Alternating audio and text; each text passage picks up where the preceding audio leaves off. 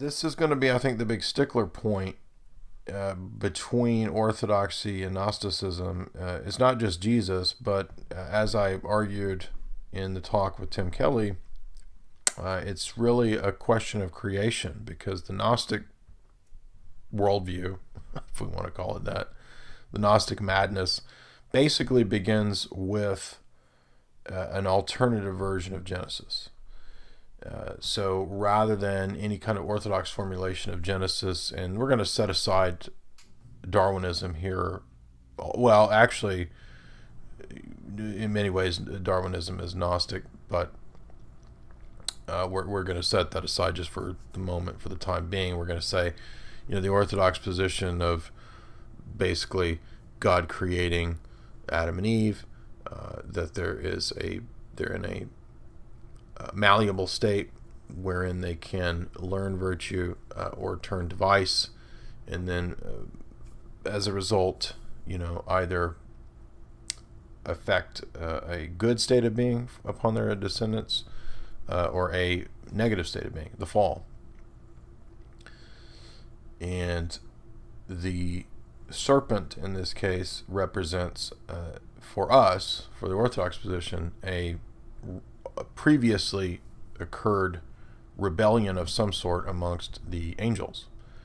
So because Satan is a creation of God, he is an angel, one of the highest angels, and in the Orthodox tradition, because of envy of man and the plan for mankind, and especially the incarnation of the Logos of the Son, this provoked the devil to envy, and hence his hatred of man.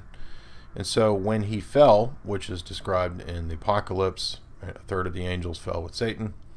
When he fell, he decided that he would attempt to destroy man as well. So the Garden of Eden event with the temptation, so forth and so on, in our scheme, is, as probably most of you know, done by an agent of evil, that is Satan. Now, on the Gnostic scheme, all of this is reversed and changed, and we got to rewind. We don't start with, what's going on in the garden. You got to rewind to creation itself. And the idea here is creation is not good. The problem isn't even this crazy stuff about, snakes and Adam and Eve. The real problem is, quote, creation. It's creation itself that is mankind's problem. So here what we have is the idea of what they call Yaldabaoth in numerous versions of the Gnostic system. And Yaldabaoth is the name for the demiurge. And here you'll recall this starts to sound like Plato. Yes, if you heard my Plato talks, this is similar to what Plato talked about. Now, there are parallels between Platonism and Gnosticism, because Gnosticism would, in many instances, not all, but in many instances, again, there's many Gnostic sects, so we're speaking in broad terms here. Gnosticism, if we can speak broadly, would prefer the idea that God is this sort of unknowable, distant principle out there, perhaps, the real God, the true God. And he doesn't willingly create. He emanates. He just kind of emanates these forces or principles. And from these emanations, there are these different gods and goddesses and consorts and so forth. And creation in this world was a kind of abortion. And this is literally how it's described by Gnostics. So this whole world, this whole universe is an abortive mutation, right? And it happened by some sort of split between the principle of, as we said, the demiurge and whatever the beyond all principle, absolute, unknowable God, right? So this demiurge created this abortive, evil universe, and in the process of this nonsense, somehow was alienated from his consort, or the principle of Sophia, right? Wisdom, the feminine principle. So what we got was the evil patriarch God, creator God, is imprisoning people in matter.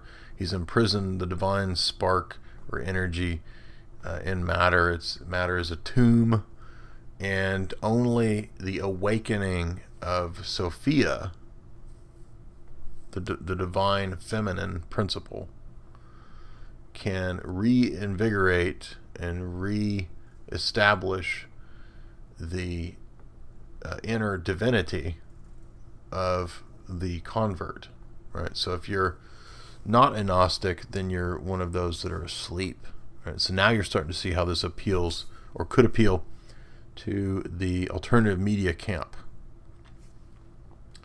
Those that are asleep. Are you awake, man?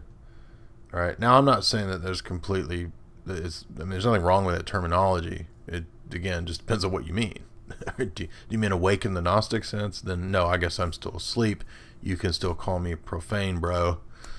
Do you mean awake in the Orthodox sense? I would say yes, and we believe that's what we call baptism, right? Illumination, right? Chrismation, illumination. So we use the word illumination. That's fine. Enlightenment, etc., etc. It just depends on what you mean, right? We don't mean illumination by Lucifer. We mean illumination by Christ. So, in the same way, what you've got with Gnosticism is really this sort of mimicking, this parodying. It's a parody of what is in Orthodoxy. So as we saw, there's a parody of creation with this Gnostic creation myth. You have texts like the Pistis Sophia, which, as I said, is about this sort of regaining of the feminine principle, and this means you finding your inner divine spark and your inner female principle, and on and on and on. I mean, it could just mean anything, right? It just goes on and on and on. It means whatever the Gnostic teacher in front of you wants it to mean, basically. So it's a great system for a lot of con artists and scammery and goofballs and hucksters and mountebanks to sell you on whatever cult they're trying to make up.